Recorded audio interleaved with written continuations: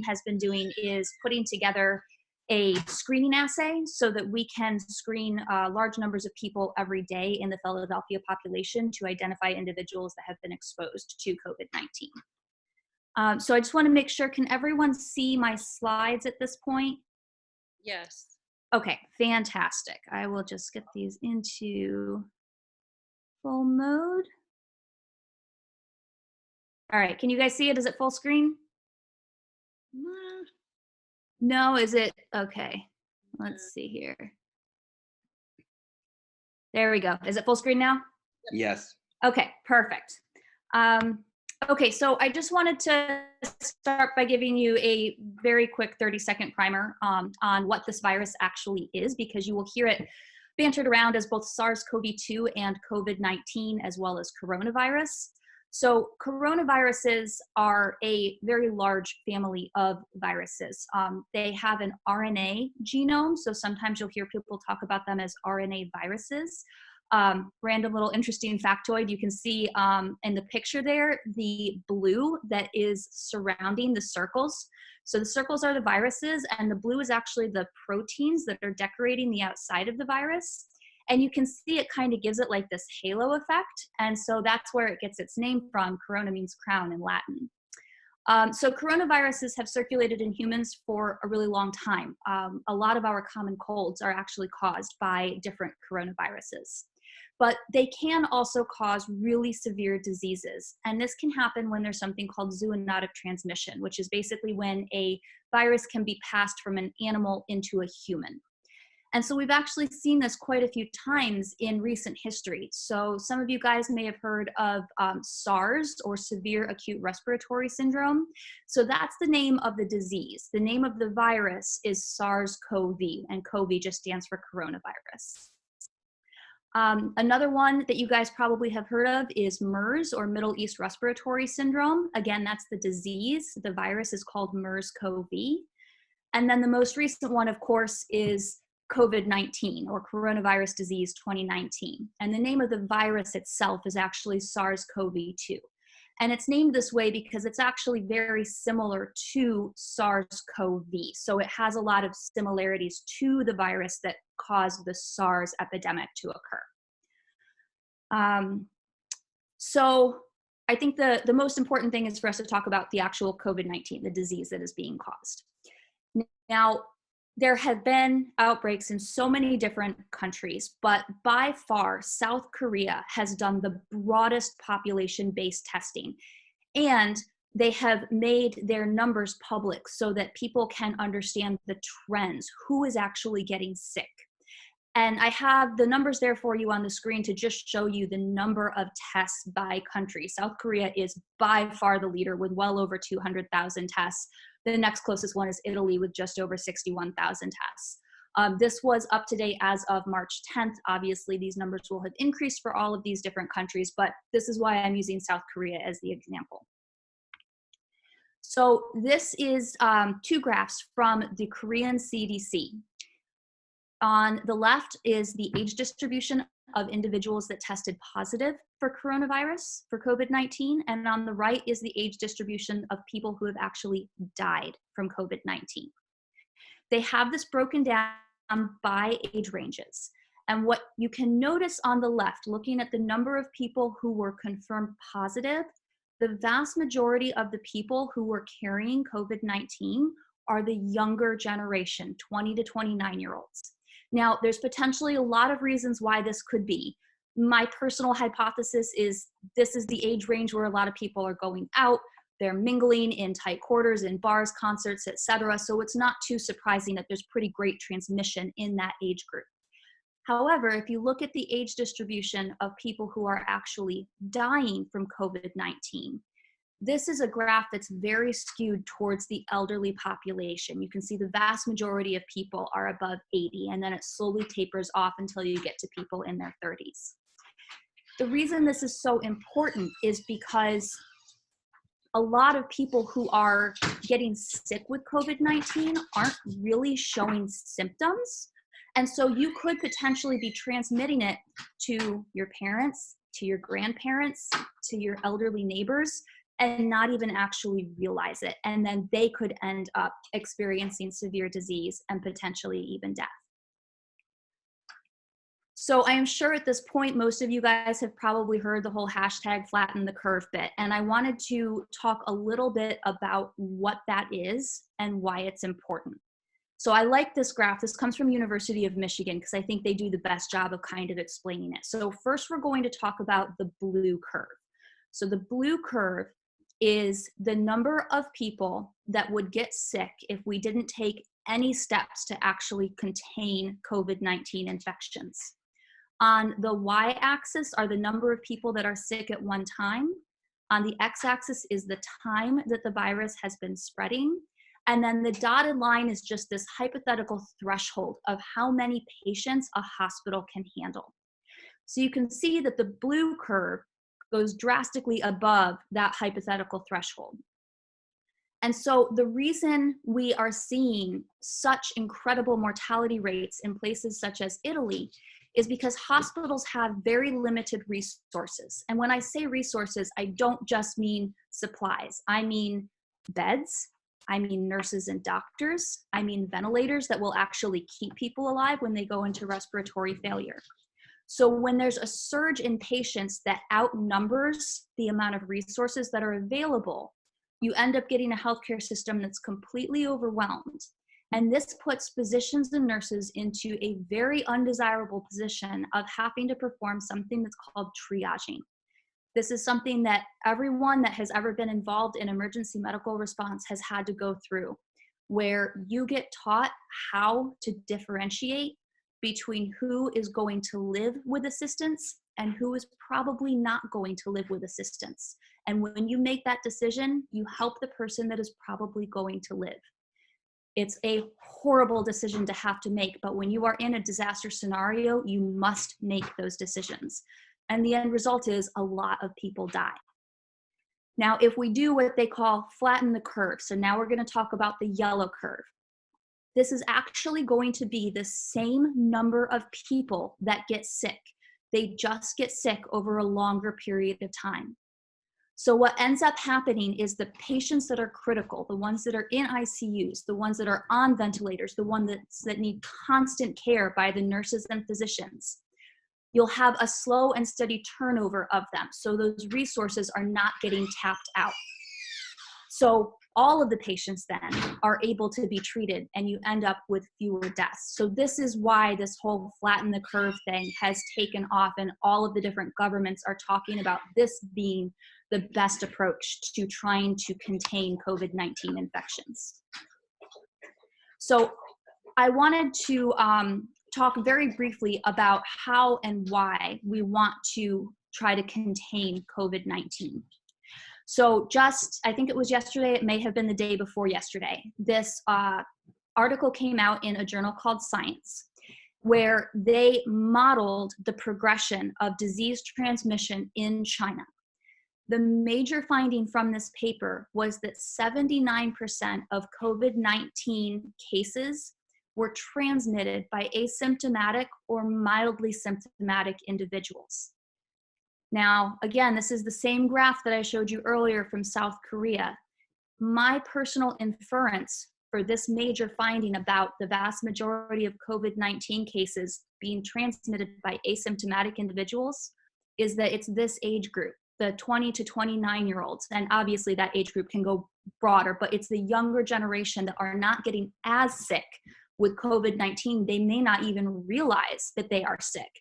They're going to be the ones that are driving the transmission rate within their local communities. And so for the vast majority of us, that's us. And so we have a very important role to play in actually helping contain the spread of COVID-19. The primary way we can do this is through social distancing. And I know that that's something Mercedes is going to be talking about, so I'm not going to touch on it, but this is the number one way that we can actually participate and help control this. So I'm going to give you guys a quote unquote case study of what we've done here at the University of Pennsylvania and the timeline. So everything was business as usual up until March 2nd. They sent out an email saying that they did not want undergraduates to return from spring break They were extending it by a week so that they could switch all of their classes over to an online format, and the remainder of the semester would be done online. Then on March 9th, they informed all quote unquote non-essential faculty and staff that they had to work remotely. And they put out the call to all graduate students and postdoc researchers to limit their time in lab and practice social distancing. So most of us ended up setting up calendars so that there would never be more than 5 or 6 of us in lab at any given time. On March 10th, they sent out an email saying that there was going to be restricted access to the hospitals. So no patients were allowed to have visitors, with the exception of pediatric patients who were allowed to have their guardians with them. Labor and delivery was allowed to have one person in the room with them. Terminally ill patients were allowed to have one person in the room with them, but that was it. They were basically shutting down the hospital to outside visitors. On March 15th, we received the email that all research was shutting down at Penn, every single lab. The only research that was allowed to continue was COVID-19 specific, but even that had to go through specific channels to be approved. We were only allowed to have a maximum of 5 members that were deemed essential, and of those 5, only 3 were permitted in the lab at any given time. And I cannot stress to you enough how unprecedented this situation is. Major research institutions do not shut down. We have done it, Harvard has done it, Cornell has done it. I am sure there are more that have done it that I'm just not aware of. But as of March 16th, we had 2 confirmed COVID-19 cases amongst Penn undergraduate students. And so what this says is that even though we progressed from business as usual to a complete shutdown in 2 weeks' time, we still didn't act fast enough. This should have happened 2 weeks ago, 4 weeks ago. So this is a very important example of how even when you take extreme measures, sometimes it can be too late, and how we all have to play our role. And yes, it sucks. I don't get to actually graduate this semester. I mean, I get my degree, but I don't get to go through the whole commencement scenario. That kind of sucks after working your butt off for 5 years. But these are very small things that you give up to take care of society as a whole. And I think that is the important take home. So I am happy to stay online to answer questions for folks. I did share my slides with Chris, so if anyone wants to have the slides, they're more than welcome to them. And I did include my email in the notes that are going to be sent out to you guys, so everyone's welcome to reach out to me at other points in time too. Thank you so much, Shannon. I really appreciate you coming and sharing all of this with us. I really appreciate it, considering all the work you've been doing and your current situation in your life. Congratulations, and I think it all goes really well for you. I will share the stuff that you have shared with us through the document that everyone has seen, or I will share that link again so that everyone can see it, and all of this will be shared after the fact. Unfortunately, due to the speed with which I put this together, I have not had a chance to put everything that you put into it, into the document at this point. I wanted to check right quick. Connor, are you still taking notes? Yeah, I'm still here taking notes. Okay. My recorder said that you had stopped a while back, and I imagine it's just a lag. So I just wanted to make sure. Shannon, would you like to stick around for a moment and see if there's any questions, or you? Yeah, absolutely. Yeah. Does anyone have any questions for Shannon that we can take care of real quick? You're welcome to unmute your self so you can ask the question, but please make sure that you keep the questions short and to the point so we can move quickly. Shannon, do you have any comments on the report from the Italian village of Vaux? I put a link in the chat where they tested every single person in the village. Oh, no, I haven't seen that. That's amazing, but more than 50% tested positive with 0 symptoms. I'm not the least bit surprised. For most people, this is a mild illness. And I think that is contributing to the misconception of the general population that it's just not that big a deal. But unfortunately, it's a very big deal because people are dying from this in unprecedented numbers, and it's truly our most vulnerable populations that are getting the most severely affected. Thank you, Shannon. Thank you. Are there any other questions? No? Cool. I think you did such a good job presenting that there's no additional information we need. Thank you All very right. much, Shannon. Well, I am absolutely available by email if anyone thinks of anything over the course of time. I mean, you can hit me up in a few weeks' time too. It's not a problem. Yeah, please make sure that if you do reach out to Shannon through the email that was shared, that it's about this business. And please make sure that you let her know. There's one more question, Steven said. Okay. Okay, and right quick, and make sure that you let her know that you got her information from this meeting. Emily? Second says, do you think it's likely we'll be in the shutdown 4 months going forward? Yeah, that's such a difficult question to answer because so much of it depends on how the population in each area responds. So we are anticipating based off of what we saw happen over in Wuhan. So it took them about 2.5 to 3 months to get things under control. We are anticipating about 3 to 4 months, and these are just conversations that have been held, you know, amongst faculty and the COVID-19 team here at Penn. But that being said, it's going to depend so much on whether or not the population buys into social distancing and the containment procedures. Because if they don't, then this is just going to continue to spread like wildfire. The other thing that really needs to happen is testing needs to ramp up. And that's something that the government, the CDC, they are absolutely working on. I know that it has not been as fast as we would all like it to be, but there are regulations at play that most people aren't aware of. We need to make sure that the tests are actually accurate and, you know, all of that good stuff going forward. But I think that the length of time it is going to take is going to depend on those two primary components, the testing and then the actual social distancing and containment by the population. That's Thank actually you, a Shannon. kind of jumping in point for me. Thank you so much. All right, thank you. Great job, Shannon. I want to make a point right quick. Thank you so much, Shannon. I will pass it on to Mercedes in just a moment. I have just posted again this survey that I made earlier today, which is a financial query. We're going to be discussing this later on in this meeting. And so if you have not actually responded to this survey, it would be really helpful if you did. It'll give us some kind of snapshot of our crew and what is going on in our community. Mercedes, could you take over? Yes. Okay. Sorry. Oh, wait. Let me. Let's all give Shannon a round of applause and let's welcome Mercedes. Can you guys see me? Am I okay? Can you Yeah. speak up a little bit more? Can you hear me? Okay. How about that? Yeah. All right. Okay. So I'm going to follow up with the social distancing. That was a great presentation.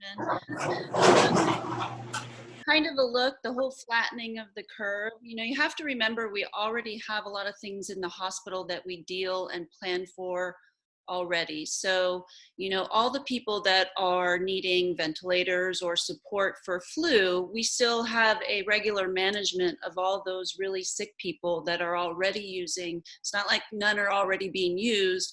It's we have to add to what we have right now. So that flattening of the curve is so important right now. And really, it is the buy-in of everybody having to adapt and change to this new environment of social distancing. I didn't introduce myself. My name's Mercedes Gallup, and I just retired actually last year from Cal State University Northridge. I was the public health and clinical services coordinator for the university, participated in their emergency operations and pandemic response, managed the H1N1 epidemic that hit our campus specifically, and prepared for Ebola for possible international travelers that came to campus. So my specialty is infection control, you know, and all that kind of stuff. So from an infection control standpoint and an epidemiology standpoint, the whole social distancing is really to break the cycle of transmission from host to host. So we move, like Shannon said, from zoological transmission to human transmission. And so now we have host to host, human to human.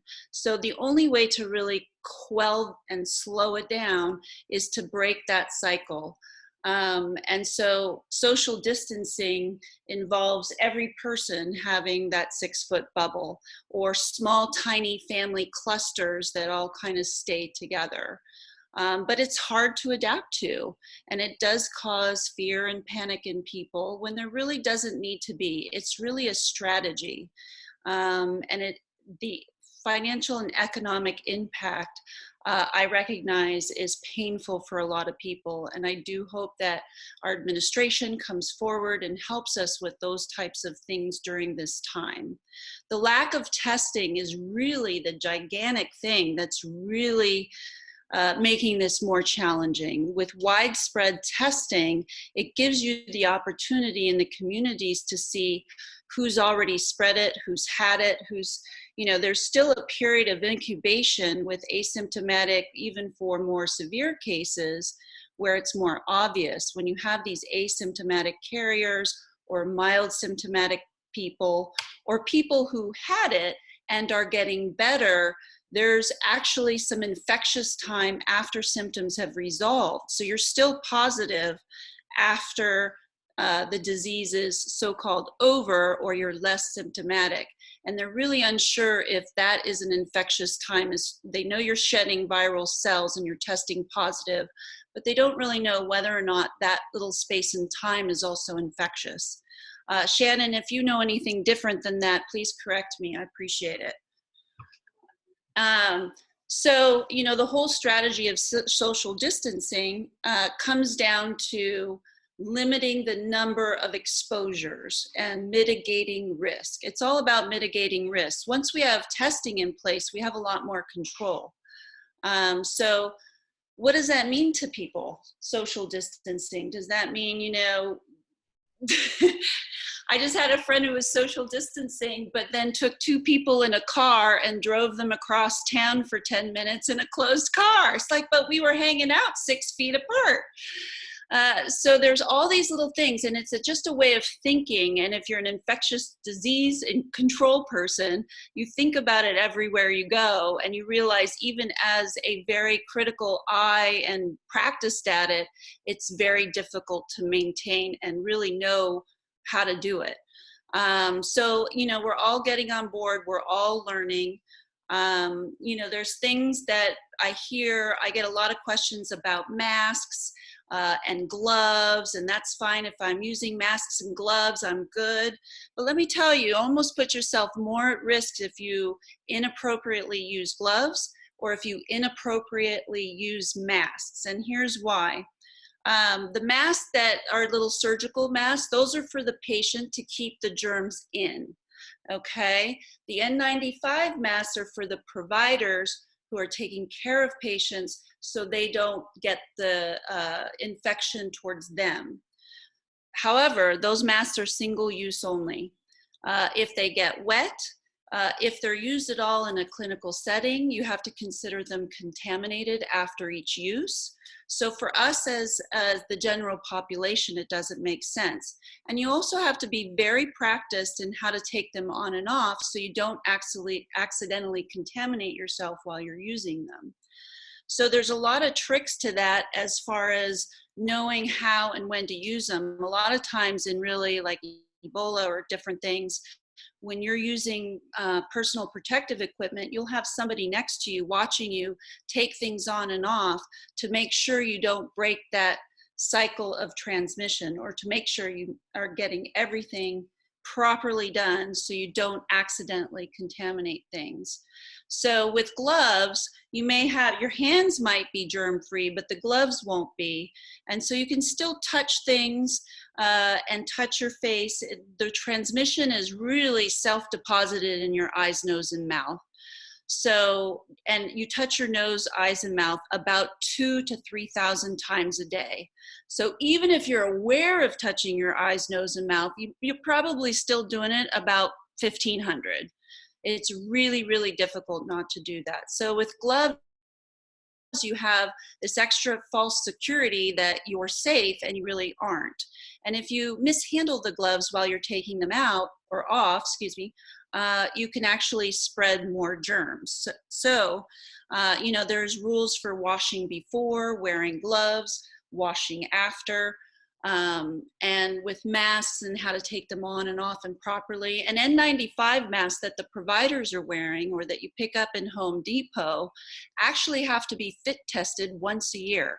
It's very important that an N95 mask is properly fitted around your nose and mouth. Facial hair can affect it. Weight gain, weight loss can affect it, and those have to be properly fitted. So if you're wearing an N95 and it doesn't fit you properly, you're putting yourself unknowingly at risk. So those are some of the things you have to think about when you're dealing with infection control. This is a very fragile virus. It doesn't, that outside crown breaks down pretty quickly. It's easily killable with hydrogen peroxide, 70 or 65% alcohol or better, cleaning products, Clorox wipes, which is great. It makes it really manageable to clean and, you know, care for your family, keep your environment clean. So we're actually really lucky in that way. So the social distancing aspect causes, I think, more anxiety and panic because it kind of, for Americans, seems to feel like our civil liberties and our freedoms are being taken away. But as Shannon has identified, that these asymptomatic carriers, you know, they're not going to know who they come in contact with that they might accidentally expose. And it's really got to be an all hands on deck. And I think there might be some pressure taken off of this once we get testing blanketed. And that will really kind of shift to see where we are. I do think this will progress and maybe get a little worse and more uncomfortable before it gets better. So I'm hoping that they roll out these tests everywhere. I'm in Hawaii. I'm on an island with a bunch of tourists. We're all told to just go home and let the tourists take over. So I don't even know what the tourists are going to do. So yeah, so it's really a challenge, and it's each community is going to have a challenge in being able to manage the transmission. And no, there are going to be a lot more people who don't get sick. It's just that this virus is a little unknown and we don't know all the characteristics of it to make it really predictable. And all of those numbers that we're seeing will shift. You know, that denominator isn't fixed yet for a whole year. We're getting spots, like looking at South Korea and some of these other places that are doing widespread testing, we have better resources. And so I want to touch on the R0. If you haven't heard of the R0 is the infectivity from person to person. If you're infected, what the probability is in how many other people you can effectually infect in that time frame. Right now, they are speculating, and I think fairly confident, that it's about 3 people.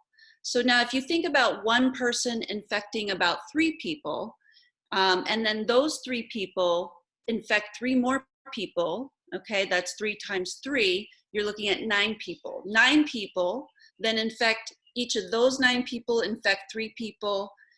You get bigger and bigger numbers. In about 15 of those cycles, which they think are about 6 days apart, 6 days cycles, you're looking at about 14 million people being infected in a very short period of time.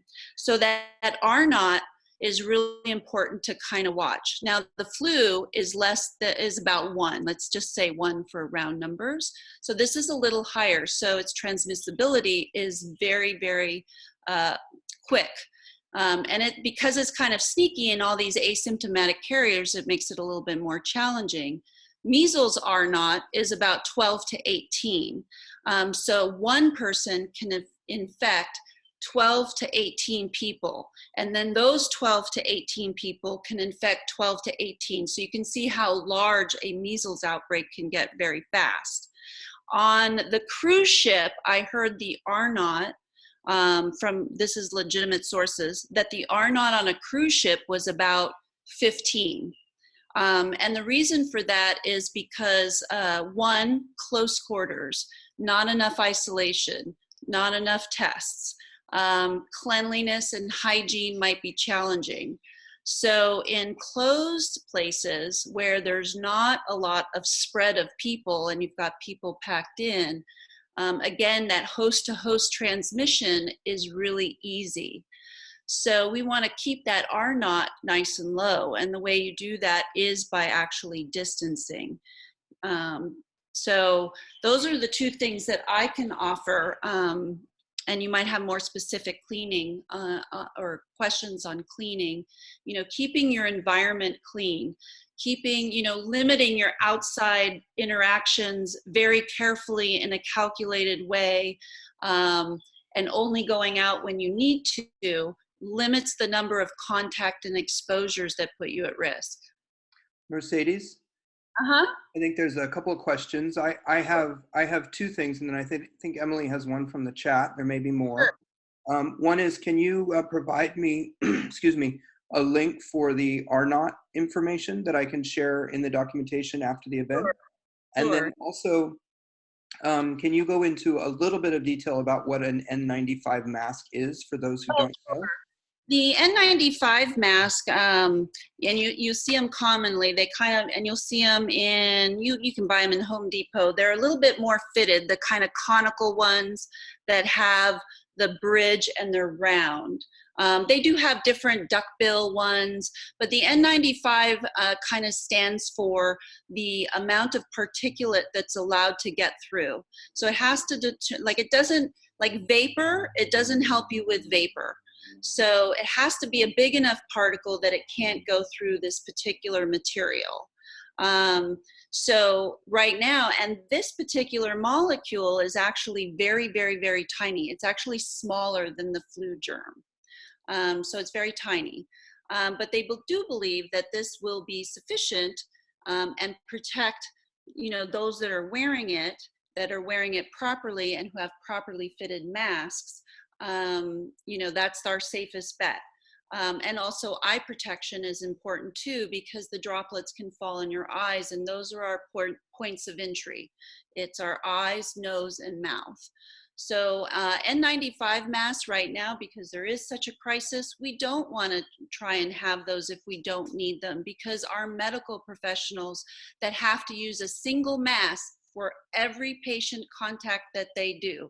That means for every nurse who has to take care of 10 patients and see those patients 10 times during a visit and completely gown up, they use 10 masks on every time. So that's 100 masks right there.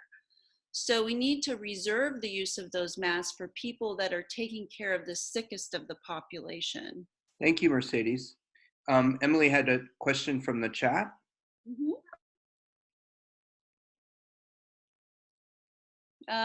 What's the question? Where is it? Do I see it? How long, you should just say it, how long can the virus live on surfaces like clothing, plastic? How long can the virus live on various surfaces?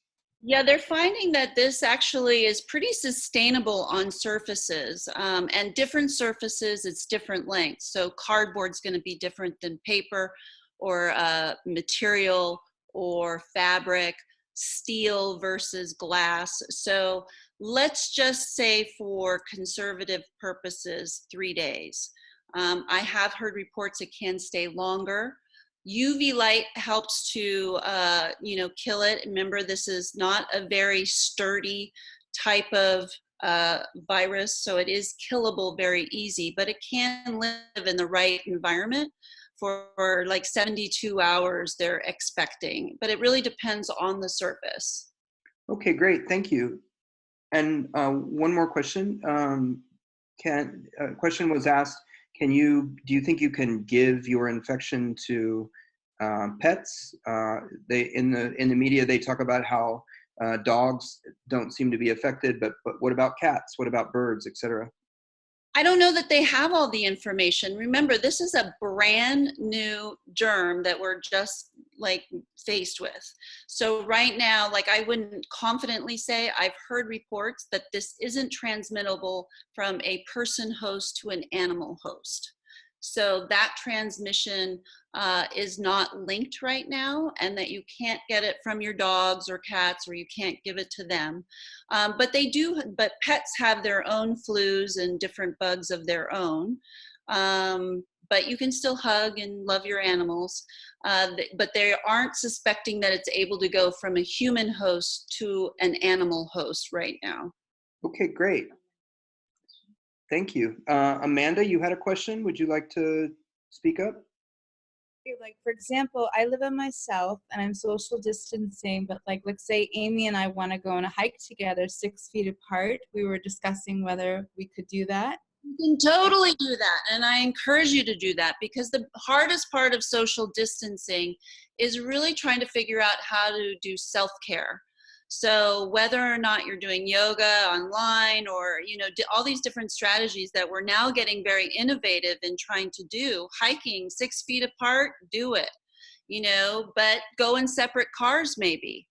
So you're not sitting. What they talk about social distancing and transmission is that just talking is enough. You don't have to be coughing. You don't have to be sneezing. Every time you talk, stuff comes out of your mouth, and those little droplets stay in the air a little bit before they fall to the ground. So if you're in a closed space, like 2 to 3 feet, and you're in a prolonged environment, more than 10 minutes, that's enough to transmit disease. So car rides with people that you don't know where they've been in the last 2 weeks could be a potential risk. Great. Thank you so much, Mercedes. I won't get in the car with any 20 to 29-year-olds right now. Thank you. Thank you so much, Mercedes. I wanted to point out that Mickey, who's a veterinarian, put a bunch of information back in the chat about pets. And that information will be transferred into the document so that you'll be able to read about that with pets later. Unless there's any more questions for Mercedes, we should go on because we're going to run out of time. Please do. Yeah? Okay, thank you so much for Mercedes. Everybody give her a round of applause, and thank you so much for Mercedes. Thank you so much for Shannon. I think Cannon was going to give us a little presentation. I know that there's been a lot of difficulties with various people in various communities where your income has disappeared and you're undergoing through lots of stress and stuff. And one of the things that I know is that a lot of people don't really know how to engage with services that your local community has. And so Cannon agreed to share with us a little bit of sort of an overall map of how to deal with your local authorities and what makes sense in terms of trying to seek help. Thank you, Cannon. Hey, everybody. So I'm a pediatric social worker, and I've been doing some form of social work for about 15 years. So connecting people to different resources is kind of my thing. So one thing that I want to say is that, the administration is always slow in any situation, especially this one, to respond. So what we've really seen and what's been really inspiring is the community getting together in order to help. So I have a Google document that's shareable for everyone. Is someone else sharing that, or should I put it on the screen? I'm not sure exactly how to do that, Chris. Why don't you share it in the chat right now? Yeah, I'll put it in the document if you share it in the chat. Thank you. Yeah, Thank you. It's going to end up in the main document. It just hasn't gotten there yet. Okay, great. So you will see a bunch of different resources. I have some national resources and also just some information on what's kind of happening. And then also I know the two biggest areas, at least that I've seen, for just Swing City in general, has been Los Angeles and New York. But please reach out to me through email or through Facebook Messenger about different resources if you're not in that community, and we can try to go from there. So some of the basics, and I think a lot of people might not know about them because I don't think it's affected people, is WIC, especially if you have a child and you've been finding sick or WIC, you're able to access all of the things that you need in order for your baby and for like 0 to 2, I believe. Sorry. I put this together really quickly. But yeah, I'll try to get you all the information. Also, disability. How to apply for disability, so I put the link there as well. And then we also have mutual aid is going to be, I think, everyone's best friend. And on the national list, it shows mutual aid organizations that are in your area. So depending on what you need, what your struggle is, if you can put that on and request that from your mutual aid group, and there are different states and different cities, they can try to help you out with what's happening. So again, check that out. And also there's a Teen Vogue article on what exactly all of those different services are and what mutual aid is. And then also is the 2-in-1. So 2-in-1 is definitely a social worker's best friend, but also if you're in need of different resources and you know specifically what it is that you need, you can go on 2-in-1 and you can look for it. Let's see what else. I think also one of the biggest things we can do, because we are such a wonderful and warm community, is being able to reach out through this and through the Swing City platform of what it is that you're in need of or what it is that you can offer. I think there's a lot of great movement teachers and performers, but you know, you might lack the capability when it comes to technology or how do you make online videos.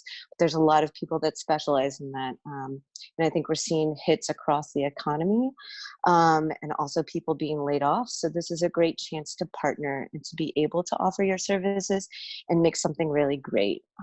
So please be aware of that. I mean, even though there are mutual aid groups that are really big, they are definitely going to serve the most vulnerable. So on here, we can definitely be able to serve each other as well and be that support for one another. And I think it's a neat niche to have, you know, a lot of performers and community people and independent contractors. So a lot of the stuff might not apply. And there's also FEMA as well. And I know FEMA is taking applications for grants for independent contractors as well. My presentation is pretty short, but I wanted to leave a lot of it open for questions. And if I don't have the answer, I will make sure to get back to you on whatever answers that I can. Thank you so much, Cannon. I really appreciate you being willing to do this. Does anyone have any questions for Cannon?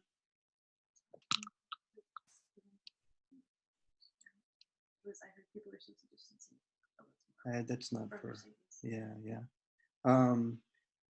Let's do that after. I would offer that Foxy's going to come up in a couple minutes and talk a lot about resources for people in terms of people who have lost income through being independent contractors and stuff like that. So there's a lot of stuff that's going to be shared just in a moment. Hopefully one of the things that will come out of this meeting is that all of us will be able to work together and continue this conversation after the fact, and maybe some people who have been really financially damaged by this can do a little bit better as a result of us coming together and working together.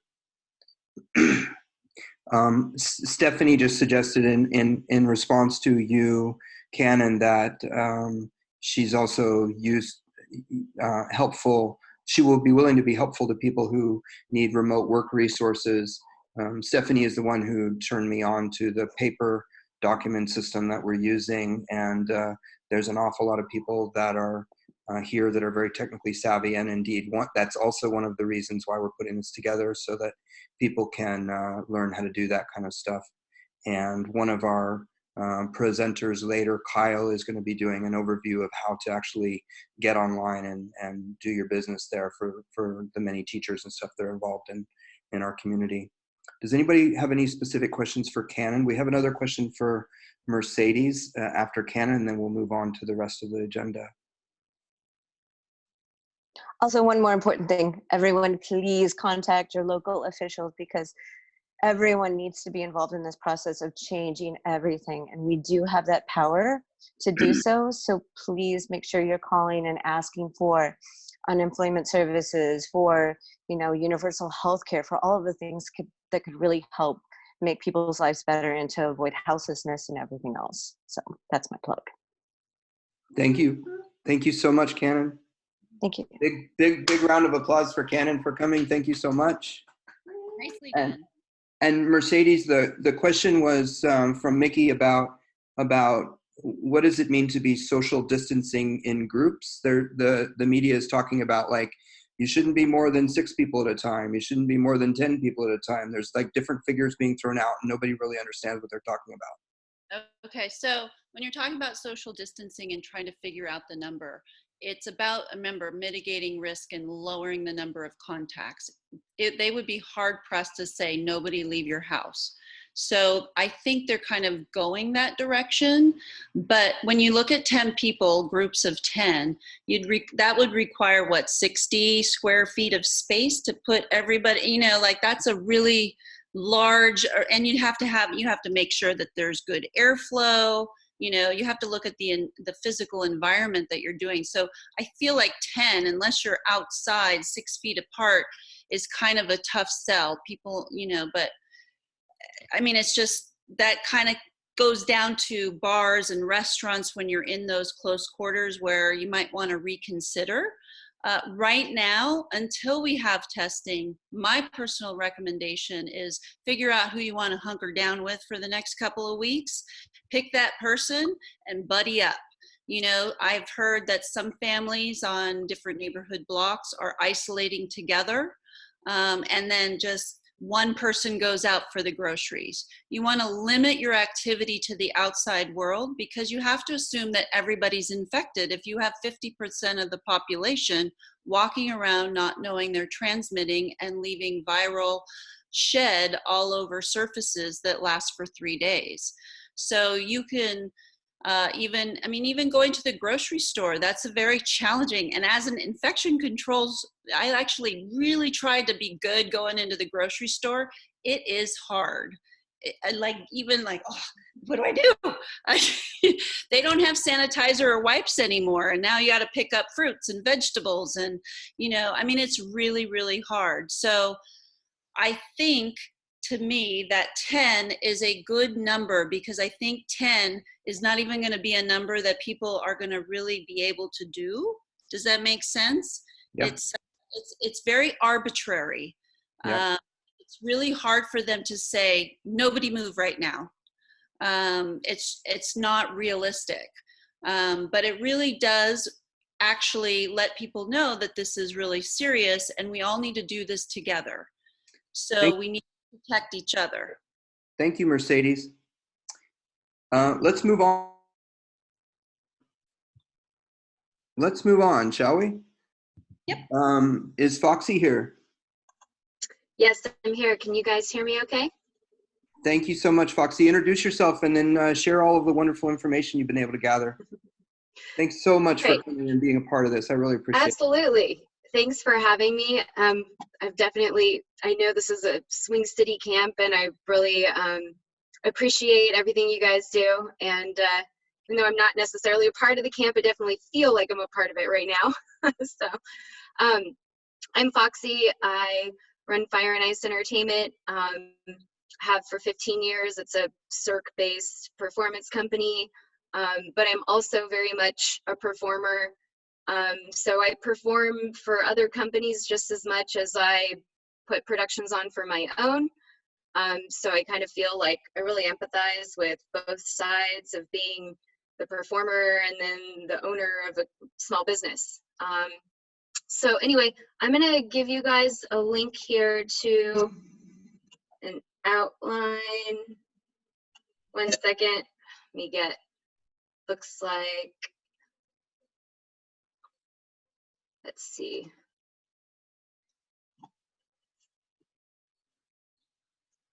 Okay, I lost my mouse for a second, hold on. All right, there we go. So hopefully that works for everyone. This is basically what I've been researching the last couple days, just to help and assist performers that are definitely like struggling pretty hardcore right now. and also myself. You know, I know as a performer, we are all essentially independent contractors, which means you are a small business, whether you're a sole proprietor and have declared that on your taxes, or whether you're, a partnership or you've incorporated or whatever.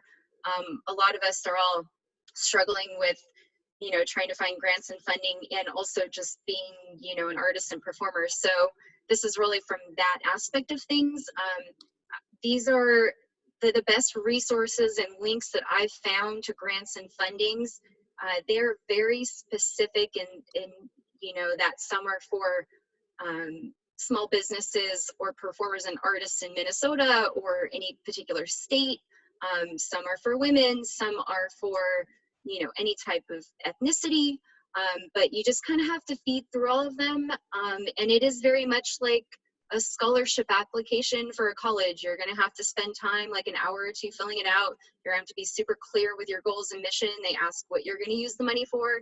Some of them are for projects. If you were in the middle of a project and you lost your money, you can get money to supplement your project to finish it.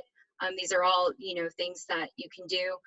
One of the best ones I found for just like immediate small amounts is, if you look down, it says financial solidarity.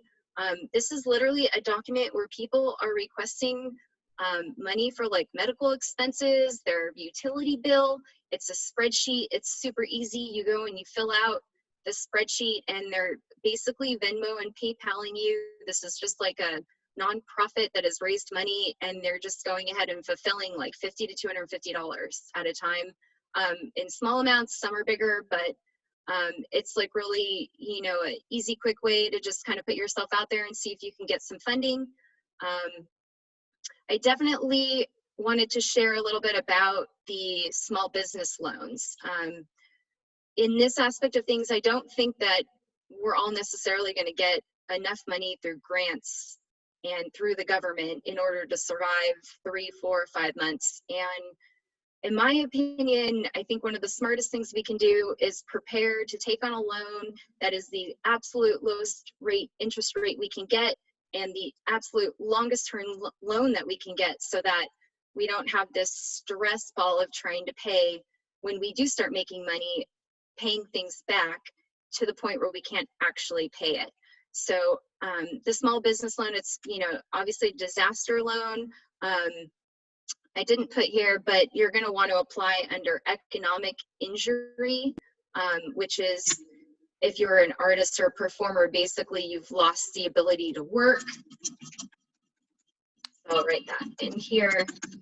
And basically, it will have to be, your city has to declare a federal emergency, which anyone in California and most states that have had the shelter in place, we're in that state. It's pretty easy to just get on the phone and call them if you have any questions. I talked to them for about half an hour today. It took me about 30 minutes to get on the line. Somebody walked me through the application on questions, certain things like, even just told me certain questions and how to answer them. As far as the small business, you'll need to talk to your accountant to get the tax request, which is actually something that they have to do. You can't just like provide your taxes. It actually has to come certified through the IRS, through an accountant, so that you're not just like making something up. So you want to do that. I had problems. This is crazy, but I had problems with the internet browser. So use Internet Explorer, use your computer, don't use Chrome. These are just like little things that can take you and throw you off for a couple hours while you're applying.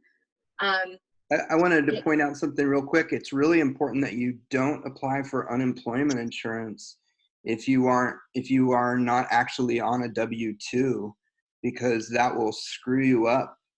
That you'll end up like getting a lot of attention placed on you, and it'll make it much more difficult to get any kind of loans or anything like that. So sorry if I'm interrupted you there. I just want to make sure that Oh, thank you, Chris. Yeah, W-2 is definitely, for employees. As independent contractors, we all own our own business. So we are essentially wanting to do a business loan if you want to, go for that. right now, because the rates are so low, these loans are somewhere around 2 to 3%, and you can get terms up to 30 years. And what that means is, if you have, let's just say you need to borrow $20,000 or even $50,000, you're only paying 2% on that. And if it's a 30-year loan, that means you have 30 years to pay it off. Your payment may only be $100 a month for 30 years. Now, of course, you can pay it off sooner so that you're not paying all the interest, but it at least allows you to have a big lump sum of money for a very, very small reduced rate. And in this, I can also recommend you can consolidate credit cards, like places where you have high interest rates that you cannot pay right now. So it's not just like taking loans for the money, but also trying to consolidate all of the expenses you have right now that are, you know, debt you already have that you can't pay. So there's that. And let's see, so that's pretty much on the SBA as far as what I have information for that. And then so I also just kind of threw some information here about credit cards. And, you know, we all think credit cards are evil. They definitely can be evil if you don't treat them correctly, but they also can be your best friend right now. And just to give you a little bit of advice on what you can do if you already have a credit card or many credit cards, before going and opening any, I would check all your credit cards, go online, go into the balance transfer offer and see if they have any balance transfer offers. See if there's a 0% for 15 months where you can transfer all of your debt to that card and then just have it sit there for 15 months on 0%. That's something you do immediately. You can ask the credit card companies to lower your interest rate. And there's also things that I just found out today where some of the credit cards have what are called super checks, and the checks can actually be used like cash. And so I can essentially take a check and pay my rent or my electric bill, which would normally need cash for it. And that is going to be 0% for 15 months. So it can get you through the next 2 to 3 weeks while you figure out where you're going to get work, if you're going to get a loan. Like, it can really help you out in the next few weeks to like make sure that you're not going to go homeless or that you're not going to get super, super behind on everything. It can give you, you know, a way out. Yep. Chris? Yeah, I wanted to interject right quick a couple things.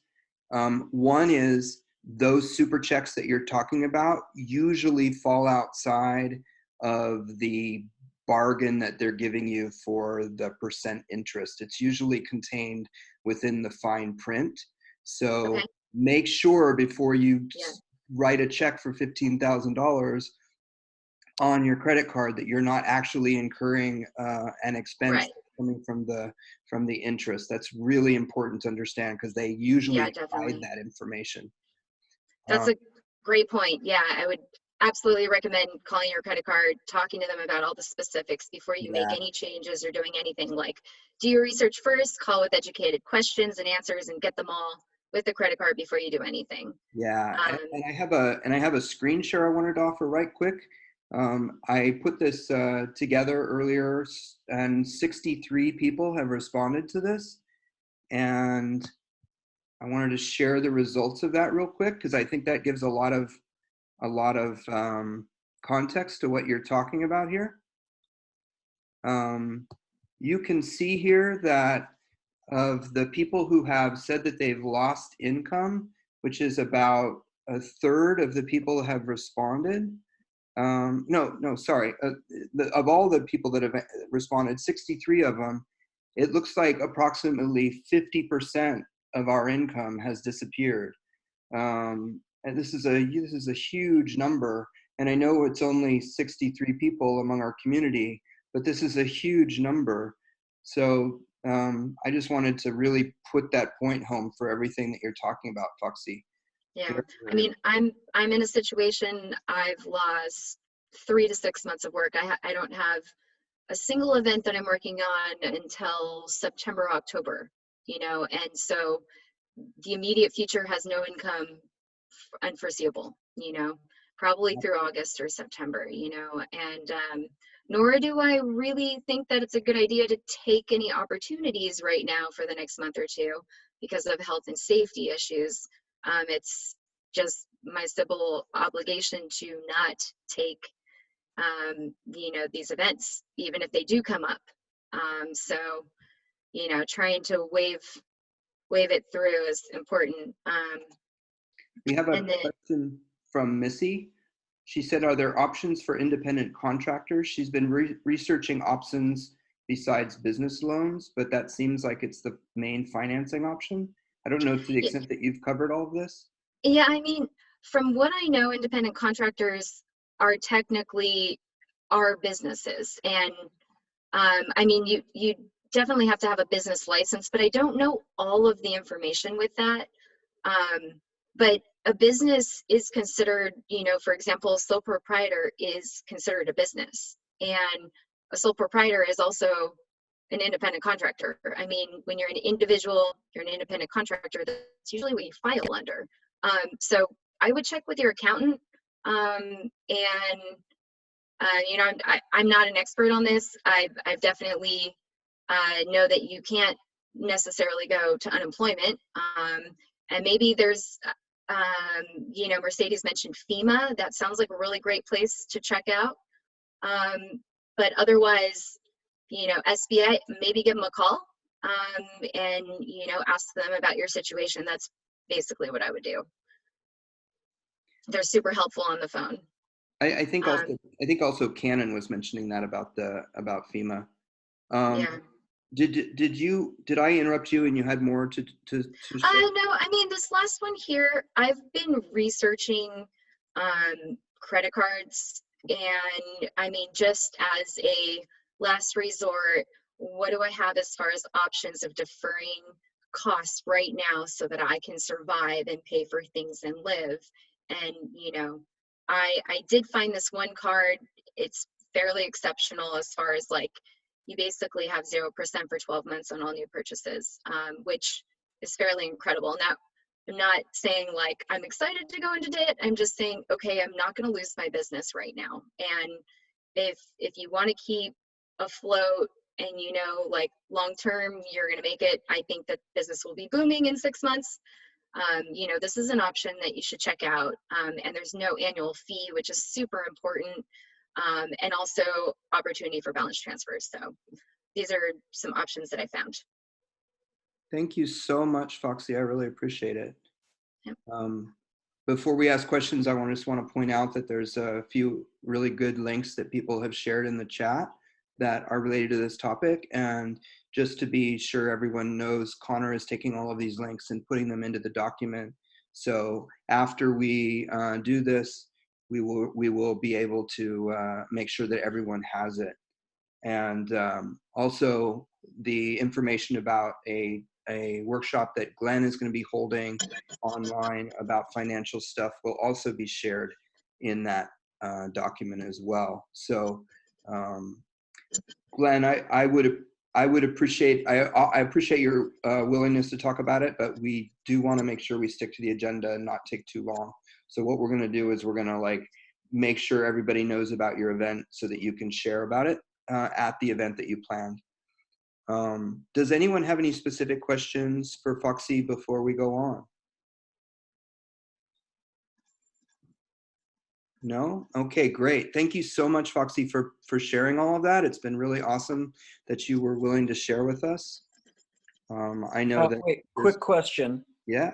Foxy, I think the last thing you mentioned was a particularly good card or method you had for transferring debt to 0% APR. Could you provide with that link so I could put it in? Yeah, let me. It's in the spreadsheet that I shared at the very bottom. I already put that in. Thank you. Then okay, perfect. So yeah, at the very bottom, it has the link to the card and the information for it. Awesome. Thanks again. I just put a link to the Dropbox document in the chat box for everyone listening. We have a presentation by Kyle in just a moment. He's going to talk about transferring an existing in real world business to an online business. He's going to provide once again a sort of an overview of the process. And we have one more question for Foxy. Lisa asks, how does a Pro 86 effective business and independent contractors? Can you say that? Because I'm not sure I Pro understand. 86. I don't know what that is. Yeah, Lisa, can you talk about that right quick? Lisa? Oh, so sorry. My thing went off. Yeah, hi. Thank you, everybody. I know there's been some discussion regarding Prop 86, or I think it's 86 or 85, in regards to independent contractors and being able to not now take on work because of the new prop. And in light of everything now, so how does that take an effect? Does it affect people that either have their own businesses or? What is Prop 86? If you can give me a rundown real quick. AB 85, the thing that the 85? contractor. Yeah. Is it AB 5? Yeah, Angel just put that in. Yeah, that's exactly. Okay, that's what I thought you meant.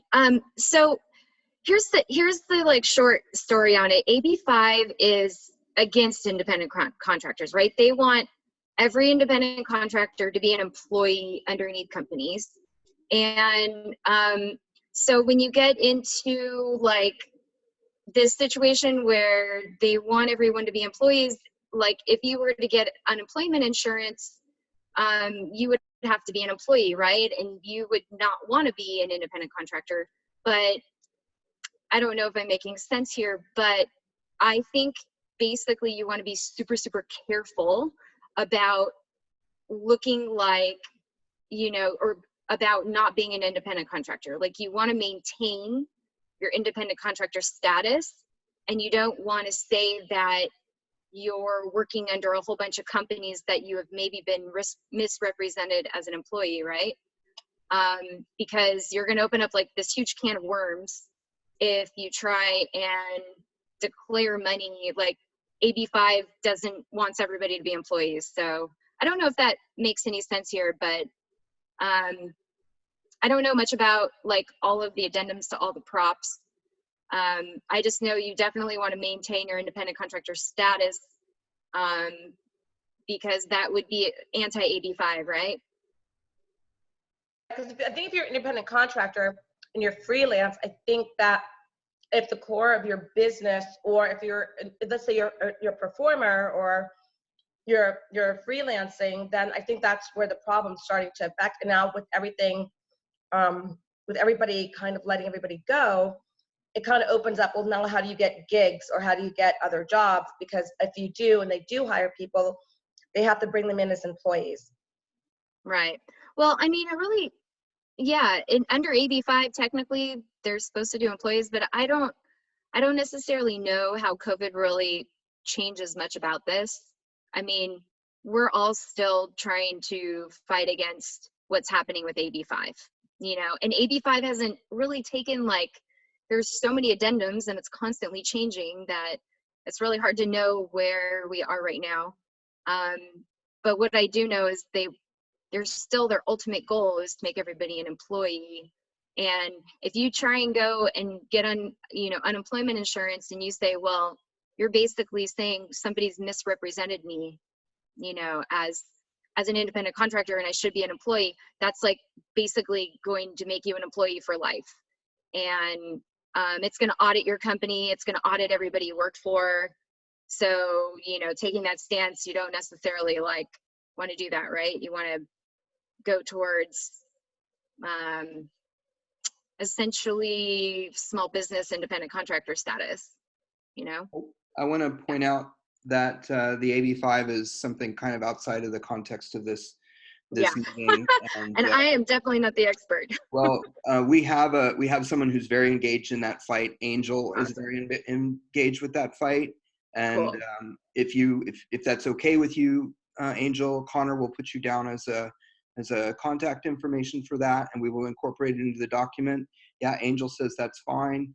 So there's a whole bunch of stuff around that, but that's not going to happen within this meeting. Yeah, thank you. Okay. Thank you so much for everything that you've offered. Thank you so much.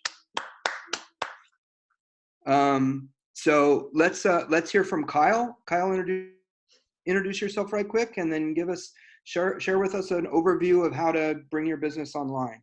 Certainly. Can everybody hear me? Thumbs up. Yes. Wonderful. Hey guys, my name is Kyle Wieger. I'm the head of growth for memberdev.com. We build membership websites and teach people how to take their business online. We've been doing this since about 2012.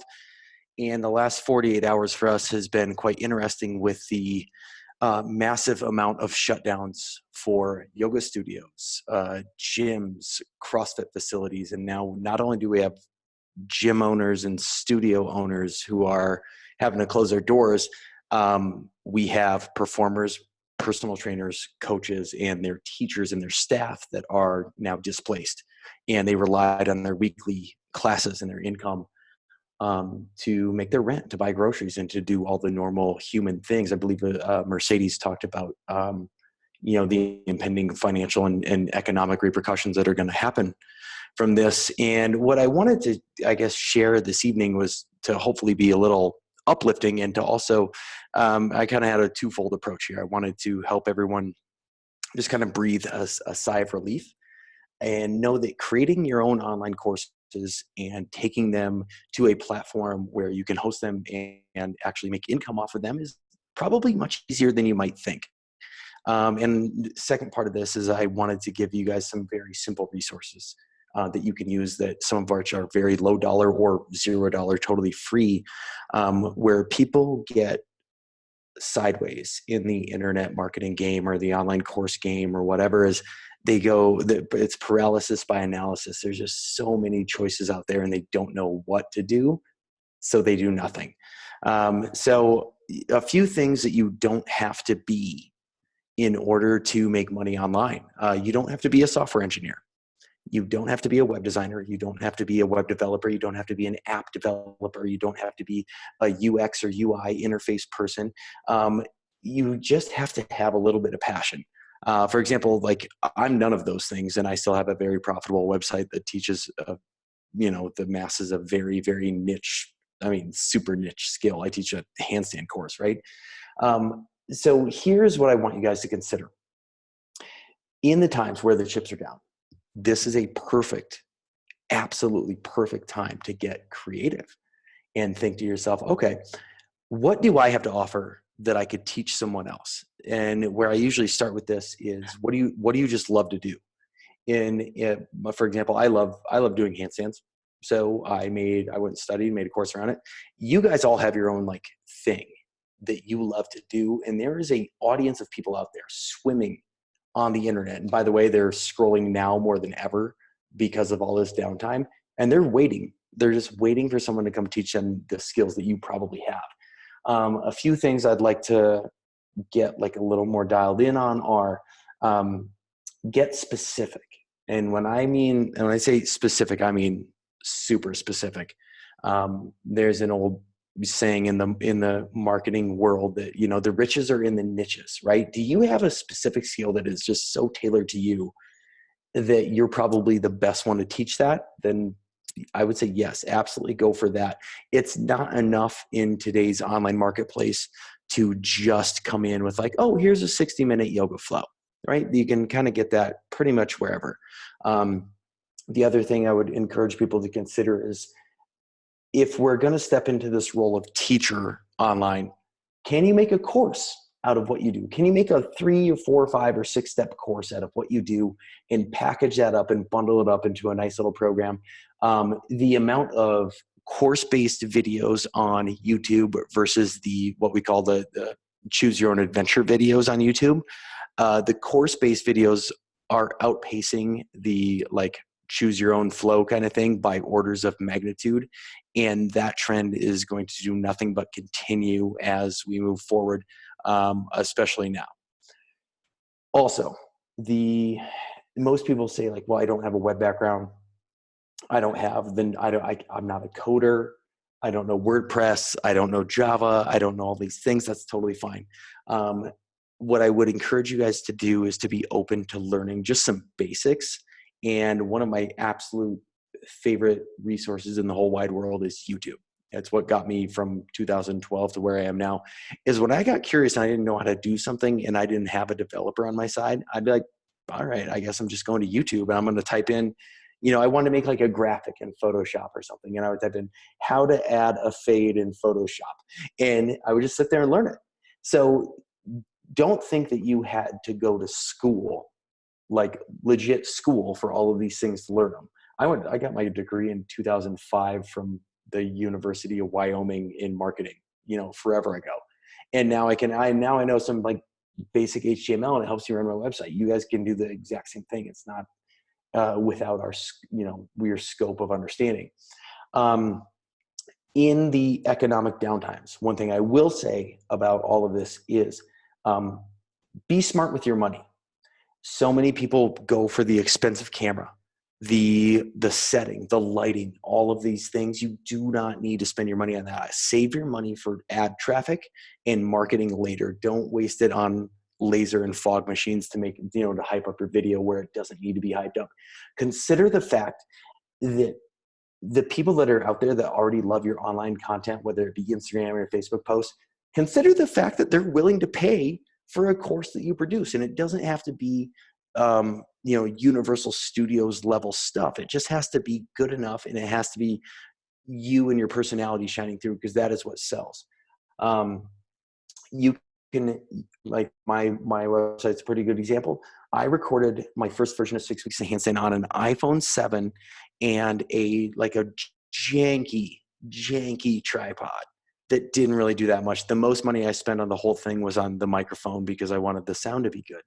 But I spent maybe in total like $500, $600, $700 on my whole unit. And then I just taught with a lot of passion. And so whatever your niche is, whatever you're getting into, especially if you're a performer or a trainer or a studio teacher that is now displaced, it's time. Like there's literally never been a better time than right now. You're forced to be inside, you're forced to be creative, and you need money. So let's get this going and figure out how to bring whatever your niche offering is to the forefront. It doesn't take a master's degree in computer science, I can tell you that much. The other part I wanted to touch on was some things that have helped me out along the way in my whole journey. In terms of resources, because like I said, paralysis by analysis, most people just don't know where to get started when it's like, how do I choose what website to build on? How do I choose how to record? And how do I choose, what microphone to use, and blah, blah, blah. So I'm going to show you guys what I use. I'll start with the simplest one. Very easy to pick up. The Rode Video Mic Me. This is called a shotgun microphone. It's a little condenser right there. It actually plugs in with the iPhone. So if you're recording close-up videos, it is absolutely perfect. You can get this for, I think, less than $100 on Amazon. And if you're going to do promo videos, this is the thing to go with if we're looking to save money. I use the Rode Go. It has a transmitter and a receiver. And I plug that into a little headphone that I bought on Amazon.com. And this is how I record my handstand videos. So for all my fitness pros out there that are wanting to record content and you're worried about a lavalier mic hitting you in the face when you move around, go grab a little headset mic that plugs into the 3.5 millimeter and start recording. Building a website is easy, by the way. There's a million tools out there for you today. There's Wix, there's Squarespace, there's so many different things. The focus needs to be on content. The focus needs to be on course production. So make sure your tooling is better, and you'll figure out the web stuff here eventually. For those of you that are not native to video editing, I believe iMovie it comes with any MacBook or any MacBook Air. If you want to spend the $299 on Final Cut Pro, you can do that. It's a little more high end. Where people get also a little sideways is they're I don't know how to build a website. I don't know how to present the information. I don't know how to charge. There's services out there. There's the Vimeo, I believe, has a paid private service. YouTube, I know, does. You could upload a video to a YouTube channel and make it a subscription model. There you go. There's your platform. You can use Wistia, Teachable, Udemy, Podia, my company MemberDev. Or you could scratch all of that and say, listen, guys, I have a big following. I'm going to start a private Facebook group. And for $15 a month that people will send me on PayPal, I'm going to host these videos in these live yoga classes or acro classes or dance classes or whatever you're doing. You don't need a super sophisticated high-end website to make money online. What you need is the 5 inches of space in between your ears, a decent microphone. Everyone already owns a smartphone. Go pick up a tripod if you don't already have one, and start thinking about your product offering before you think about, how am I going to make my WordPress site integrate with Stripe and integrate with ActiveCampaign? These are all like complex things. You don't need to get super crazy with the software and with the technology in order to make money online. So I hope that was helpful. Thank you so much, Kyle. That was awesome. I have a question. Kyle, what's your take on the price of a course or things like that, membership versus just a flat out course itself? And yeah, so thank Amy, by the way, I haven't seen you in forever. That's awesome.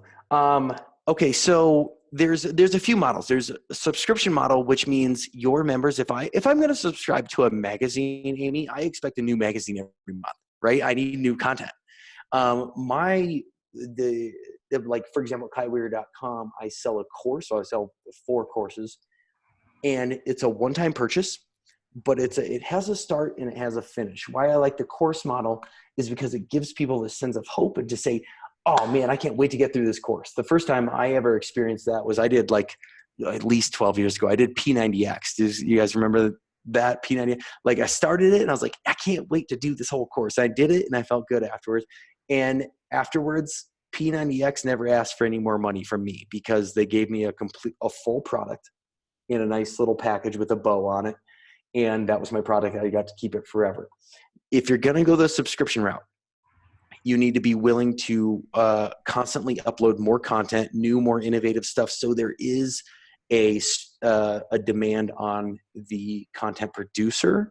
But I'm just kind of looking at what's going on right now. And so I have an app, a handstand app that is also like a subscription based. And I'm already like sitting in my new apartment here in Denver where it has no furniture. I moved in on Sunday and then Corona hit. So I'm like, well, I guess I'm just going to record a shitload of content here. Right. So just start thinking about like, what can you offer that is a teachable skill in a course versus what can you offer that is a more developmental skill over a long time in a subscription? I have an entire course sitting online already, and I decided about a year ago not to push it because everyone said, no, do one-on-one. Other marketing people suggested that I worked with one-on-one clients first in person, what have you. So that's what I've been doing anyway. But my point is, I feel like I'm not sure what the price point of this course should be because 1, a lot of people are in financial crisis, and 2, I still want to be able to serve people and be out there and make a change. I do mostly subconscious reprogramming, trauma work, anxiety, depression type stuff. So I think it's important, but I don't want to overprice it where people are like, oh, I don't want to spend that. So it's like, where does that price point land? Yeah, so it depends on the amount of content you're giving. I'll give you my example. So I have a 4-week course that is just like the beginner level handstandy course. It's retails $175, usually on some kind of flash sale for $57. Most people can afford $57. My 6-week course that is a little more comprehensive retails for $400. I actually just dropped it because of the COVID to $99 as a for all the people who have been displaced. And every one of you can make this same claim, like, hey, there's people out there that need these services that no longer have a place to practice. And I'm not a doctor. I'm not like many of these experts on this panel, I'm not a disease specialist. I'm a handstand coach. And so one thing I can do, I know in my world, is to at least be able to discount the price for everyone who's displaced. I would say for yours, look at what the effort is, like how much of your time do you need to spend? And then what's your time normally worth? And then in times of crisis, probably drop that down. There's a time to overcharge if you want to play the numbers game and just like if you look at internet traffic in general. Now is not that time. Now is the time to come through and be the hero for your people and be like, listen, I'm going to work extra hard. We're doing it over at memberdev.com about like shoot, we have a lot of people that are now wanting to get online. They're out of income. How do we balance what we're worth versus being charitable? So whatever your course is, I would say take it, pull off 20, 30% and see what that does. I would offer that the key about price points is that they're whatever you want them to be. And there is always an audience for whatever price point you decide that you want. The question is whether or not you're able to be there for them. Like, you could sell your product for $400 and you will find an audience that is willing to buy it for $400 if you're good at what you do. And you could sell the same course for $99 and you'll find an audience that will buy it at $99. And those are usually not the same audience. Yeah, this is true. These are all things I know. I just, you get nervous when you start asking for money in a time like this. You're like, I'm trying to keep a roof over my head, but I also want to be supportive and generous. And Amy, I would come back to a thing that I had to learn the hard way a long time ago, and that ask yourself, would you buy your own course for the amount of money you're asking? And if the answer is yes, keep your price point. If the answer is no, then either change the offering or change the price. Yeah. So for anyone that's in this conversation that's thinking about getting online, one thing I really do like about the subscription model, and Amy, this might apply to you, is I'll give the example of freecreditreport.com. I signed up for freecreditreport.com in 2007. They charged me $7.95 a month, and I have yet to cancel. And I check my credit maybe once a year. The amount of free money that they have gotten from me because their subscription price was so negligible that it was more of a headache for me to go cancel.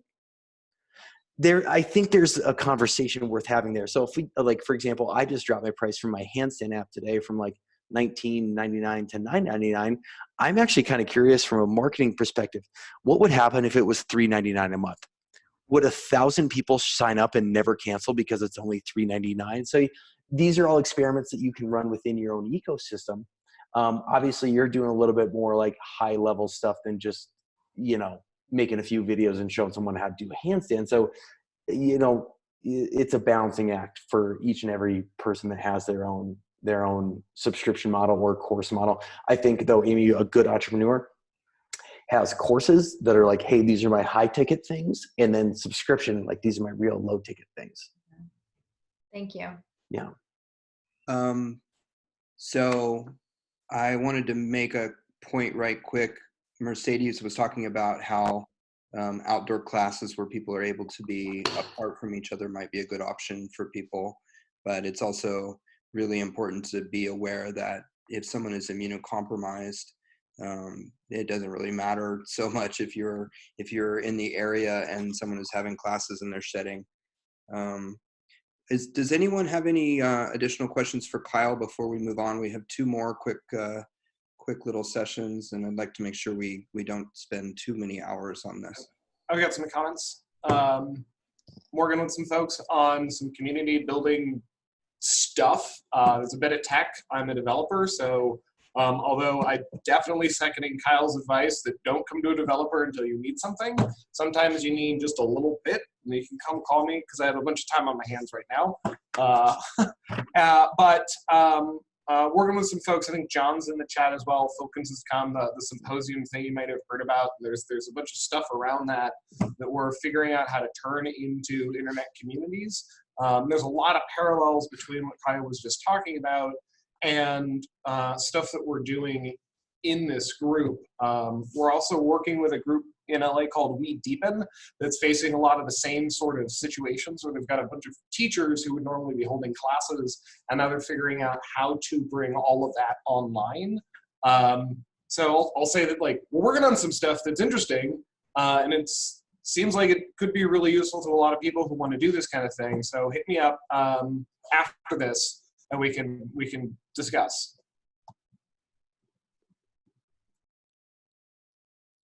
I know that there's people who want to connect with Kyle, and his connection information is on the paper doc. So You shouldn't have any problem connecting with him. Unless we have any emergency situations here, I'd like to move on because I really don't want us to spend too much more time this evening. I think if there's interest in this, we may do this again in a week or so. We'll see how that goes. But nobody? Okay, so we have a couple more things right quick. Missy, are you here? Missy was going to share with us a little bit about self-care while you're in shelter in place. And so Missy, introduce yourself and give us a few tips, please. Thank you. Yes. Okay. Hi, guys. How's it going? My name is Missy. I'm the founder of The Body Intuitive. My practice is based here in West LA, and I specialize in rehabilitative mobility, therapeutic bodywork, and most recently, sexuality and intimacy coaching. So Chris asked me here today to talk about some self-care practices while we're going through this difficult time. And I know a lot of you on the call right now. So hey, it's great to see you guys. And yeah, so I'm really excited to share my 5 steps for starting your home yoga practice. And so I'll be walking you guys through the exact same steps that I take my private students through when they sign up for like a 3 or 6 month package with me. So if it's okay with you, Chris, I'm actually going to share my screen. I have a little presentation for you guys ready. And this will go by fast, I promise. Yeah, it should be noted that Missy shared some stuff that hasn't made it in the document yet. Other people shared stuff. We haven't caught up. So here she is. Cool. Let me just paste the link where you guys can directly download the guidebook that I created for this. Normally I ask for people's email, but I just want to share it with you. But we can follow along on the screen here. Okay, so can you guys see the background here of the slides? Yeah, can see it. Good. Okay, cool. Thank you. Okay, so 5 steps to start your personalized mobility practice. So I see this massive shift, especially of all these like yoga teachers and studios trying to bring everything online, and it feels like a big oversaturation in the market right now. So what I want to get across with this is that your students may need, if you're in this space or if you're trying yourself to transition between going into a studio or your favorite gym and then having to take classes online, that can be a big shift in behaviors and lifestyle for you. So the purpose of this guidebook is to walk you through that process of getting yourself set up at home. So I want to talk about the foundations of personalized practice. The reason why I teach things in this way is my goal is to get somebody to the point where they know how to self-regulate and to adjust and adapt their own practices at home outside of needing the guidance and leadership of a teacher or following in a group class. The idea is to promote the ability to self-regulate and a level of self-sufficiency where most of my students are coming into me for some sort of therapeutic need or purpose. So we want to graduate them beyond that point of dependency on a therapist and able to adapt their own practices at home. So within that context, personalization is really, really key. We want to find practices that are holistic, so that encompass your mind, body, soul, spirit, that are strategic, meaning that with the little time that we have in a day usually to do a kind of practice, that we're using the time in the best way possible, and targeted, meaning that we're using practice to hit on the areas where we have the greatest need or largest imbalances that are affecting our day-to-day lives. So consistent self-care can give a lot of benefits, such as relieving pain and stress, improving mood, enhancing mental concentration, improving energy, so on and so forth.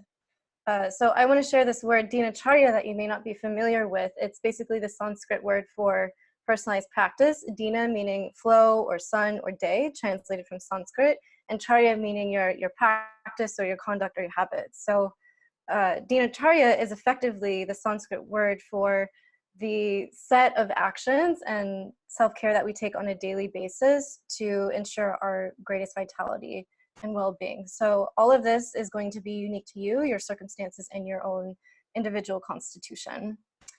So I wanted to offer these 3 principles of practice to start with. Go slow and easy. It can be really tempting in times like this, especially when we're inundated with so much content, to be like, oh, I'm going to start doing everything, and then you don't do anything, and then you get sucked into this like shame spiral. So I would challenge you guys, you know, even right now, to on your smartphone or on a little post-it note, just take a moment and decide for yourself what success means in this period for you, because it's probably not what you thought it was going to be even a couple weeks ago. And so some things may have shifted. And with respect to what your practice is, you may want to adapt and adjust those goals as well too. So I'd recommend setting SMART goals that are time-bound and meaningful to you. They have to relate back to your core reason why you get into practice. So for example, being the strongest practitioner in the room is not a measure of success for me. A measure of success for me is, am I able to focus on my work? Does my body feel good? Do I have aches and pains that I'm free from? Am I able to have the energy to withstand the things that I need to do in my day-to-day life?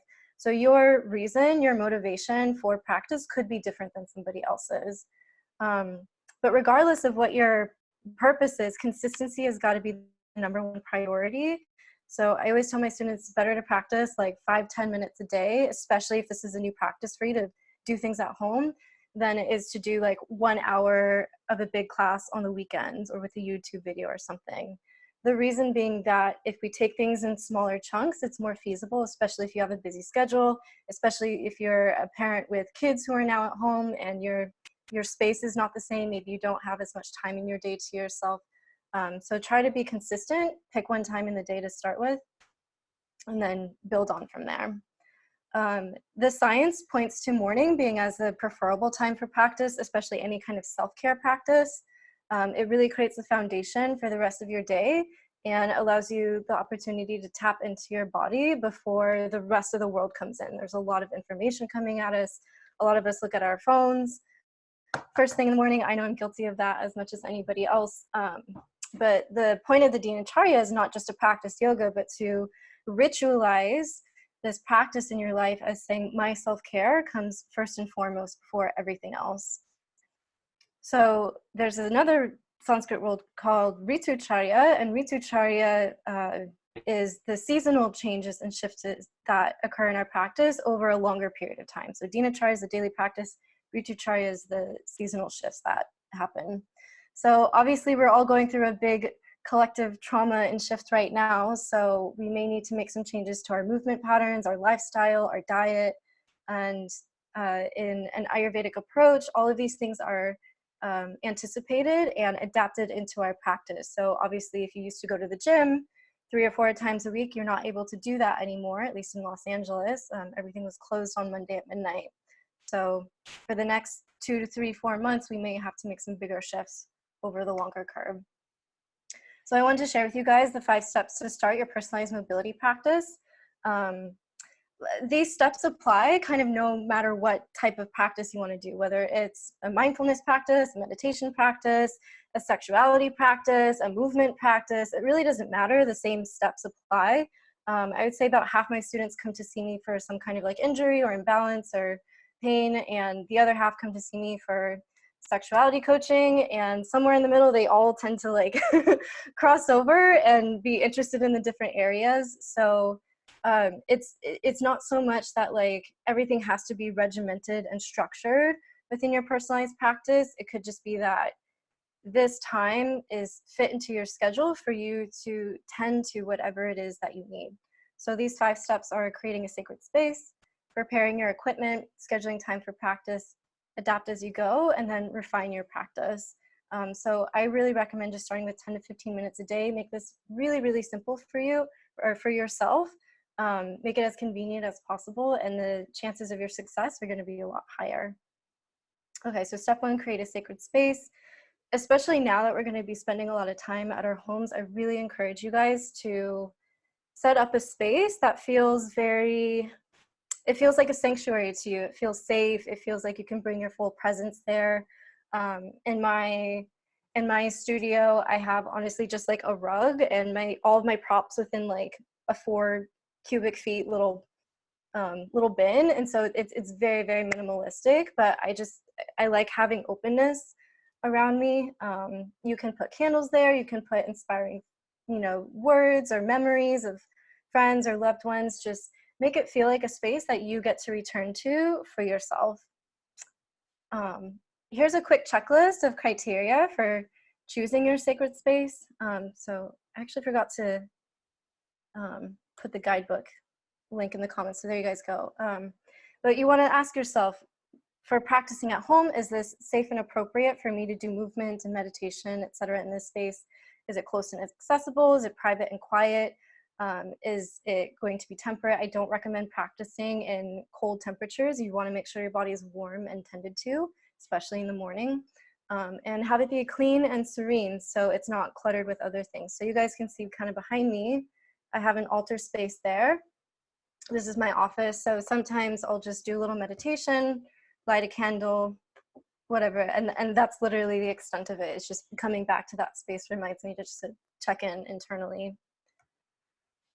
Let me go to the next page. Step 2 is prepare your equipment. I know you guys, a lot of you guys are movers already, so you may not need a lot of stuff. If you're newer to developing this kind of practice for yourself, there are a few key pieces of equipment. You're going to need some comfy yoga pants. You're going to need blocks, straps, a yoga mat.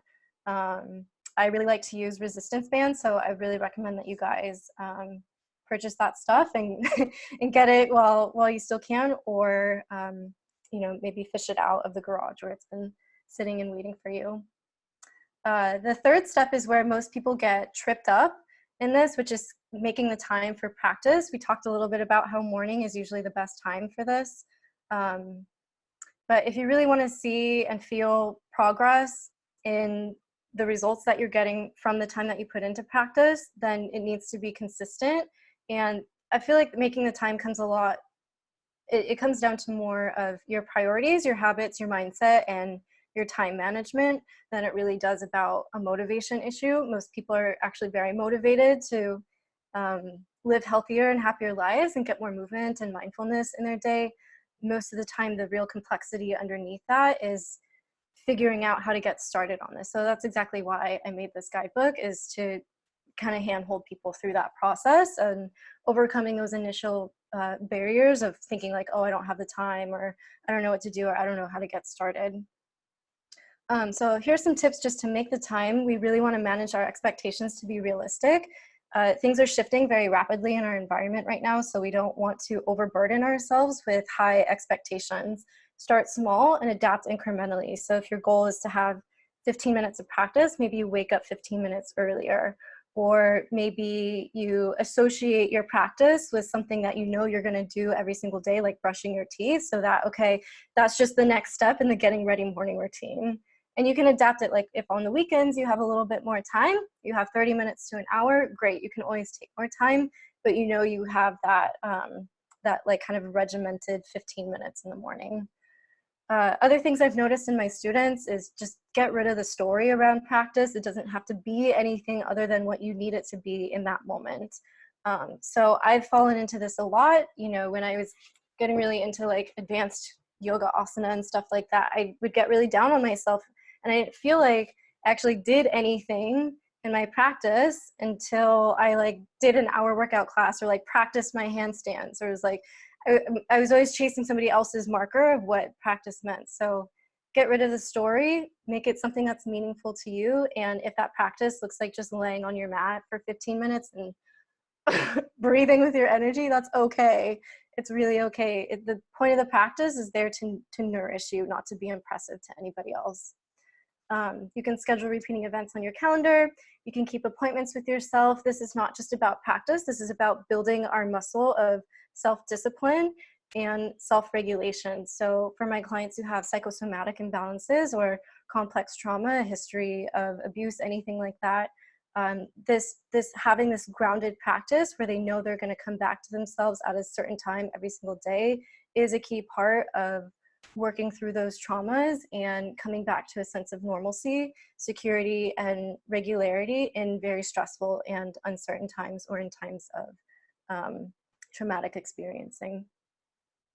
So we want to also adapt as we progress along too. Small incremental progress is going to be best. In terms of how long is it going to take you to get something like this going, here's an approximate timeline. I would say give yourself like a week to get set up if this is really new to you. If you already have some kind of movement or fitness practice going, but you're maybe inconsistent or falling off the bandwagon a little bit, I would say give it 3 to 4 weeks to really establish some consistency. You know, if you're doing good with 2 to 3 days over the first couple weeks, and you're doing that consistently, you can always ramp it up to like 3 to 4 days down the road, or you can always practice longer.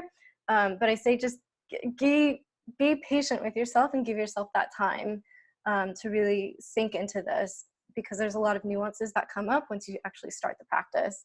And then of course, about 2 months is when true habit formation really starts to sink in, where you won't have to be thinking about like, oh, I'm going to do this practice today, and motivating yourself to do it and like putting the structure in your schedule and all these like details of getting a practice together. It'll just be more of a habit at that point, and your focus can switch to everything seems new and overwhelming onto, okay, what is it that I'm going to practice today? It's a little bit more fun. It's more of a fluid structure.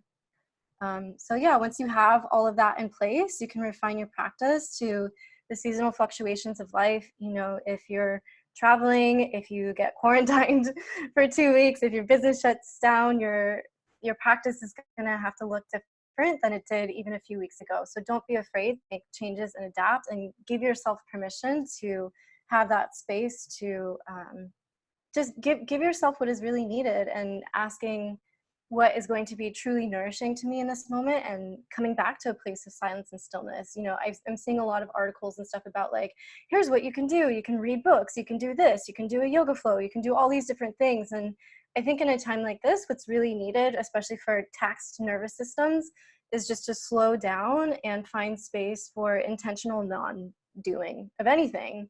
Because for a lot of us, especially entrepreneurs and hustlers, we're constantly excited about our next idea. We're constantly looking for that next gig.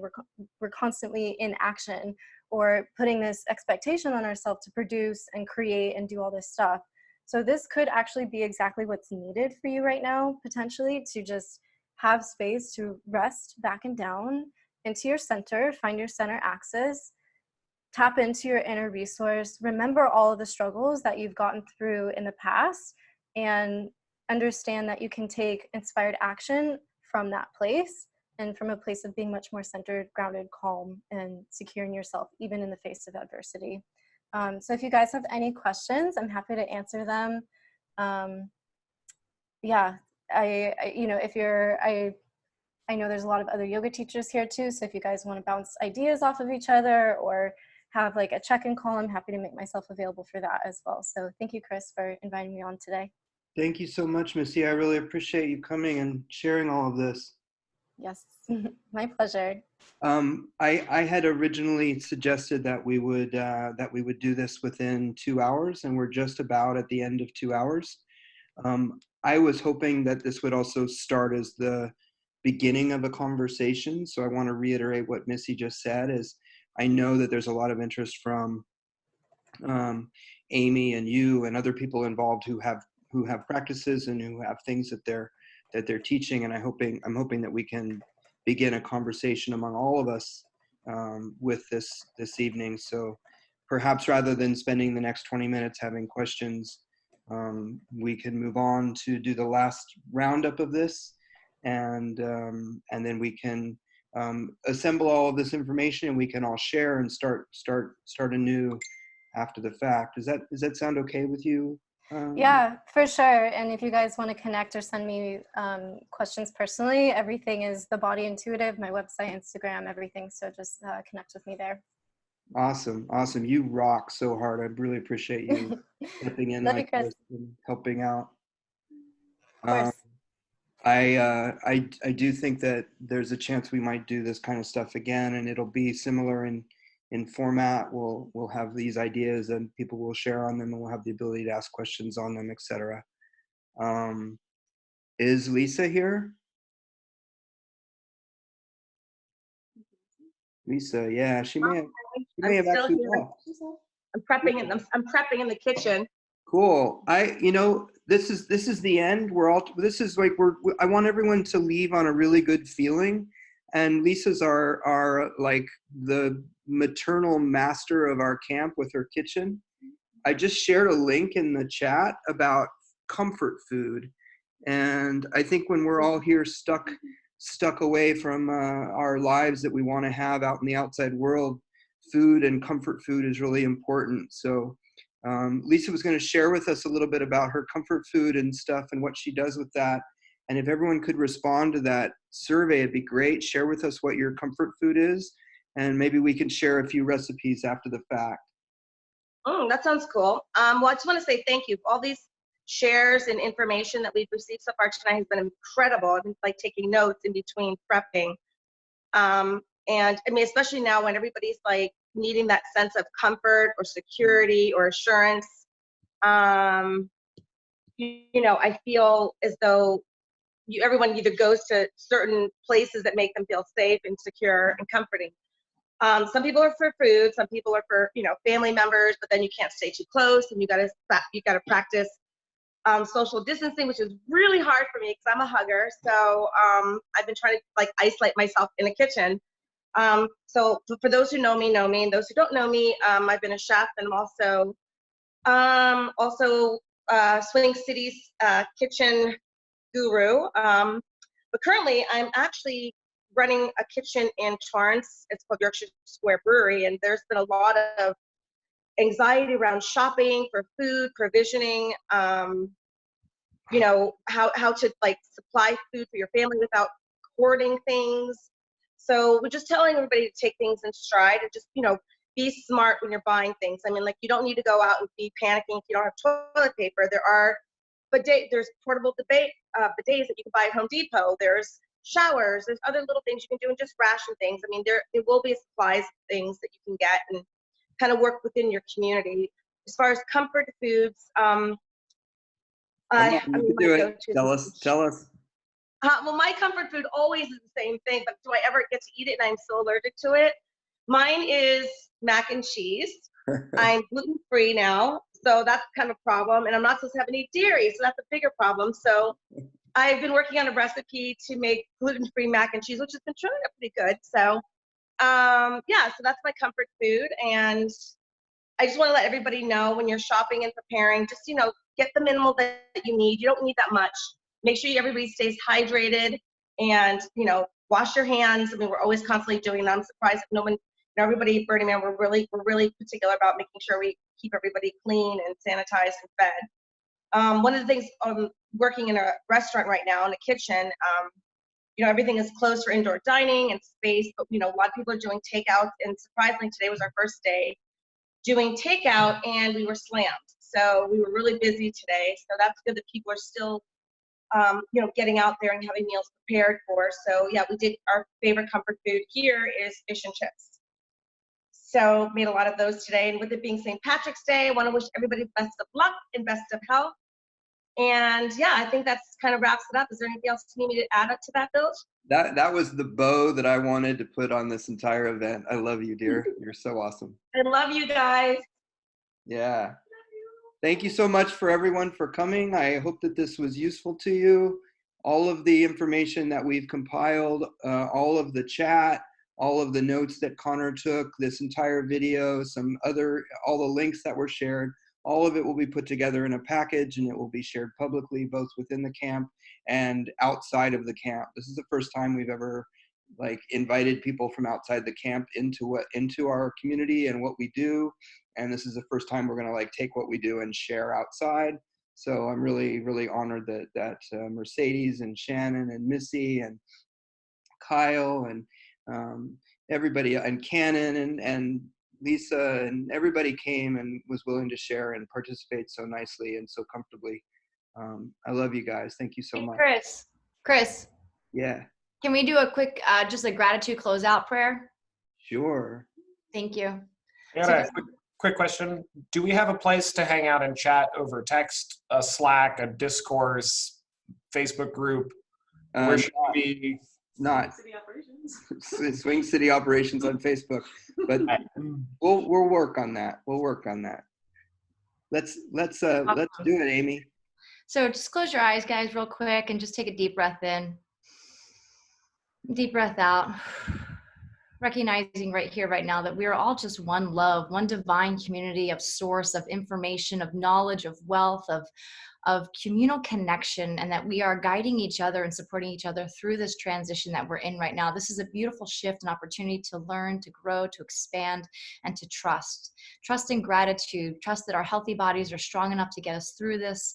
Trust that everything is working out in pure perfection and divine timing, and that all things are working out in our favor, through us, and for us at all times. So grateful for everyone who showed up today. Thank you for all the shares, all the energy, all the exchanges. Thank you for the homes that we have to sleep and to rest in this evening and this time, and knowing that if anything happens, that we have each other's back at all times. We are fully supported, from universe to our open hearts to our open communities, and just saying this out loud, expressing that this health and this wealth and this exchange is exactly as it needs to be, as Mother Earth is growing and we are thriving and surviving and learning from this experience. And this just confirms that together we will rise. And as we say, and so it is, because this is the truth. Thank you. Man. I love you, Amy. Thank you so much for sharing that. You guys rock. We'll see you soon. Yeah. So much love. Bye, guys. Everyone have a lovely evening. Thank you. Focusing the message group for this meeting. And thank you, Filchi, for putting this together. This was awesome. Oh, you're very welcome. Hope, I don't know what you mean. What do you want to ask her? Somebody asked, Nick was asking if we had a group catch up. Can't hear you, Hope. No. No mic, nothing? On my headset. Now Better? I can hear you. Okay. I was asking if, what about the group that we were just messaging in prior to the meeting where the links were sent? Yeah. Can that be So- where we catch up? Because Nick was just asking if we had a place. Well, that group won't disappear, but just so you know, that's a subset of the people that were in the group, and everyone involved in our project is not on Facebook, so that can just be what it is. But in order to move forwards towards something that includes everyone, it probably won't be that. But Okay. I'm not gonna like disband it. Okay, cool. Love you guys. And I'm going to cut it off now. 1, 2, 3, 4, 5.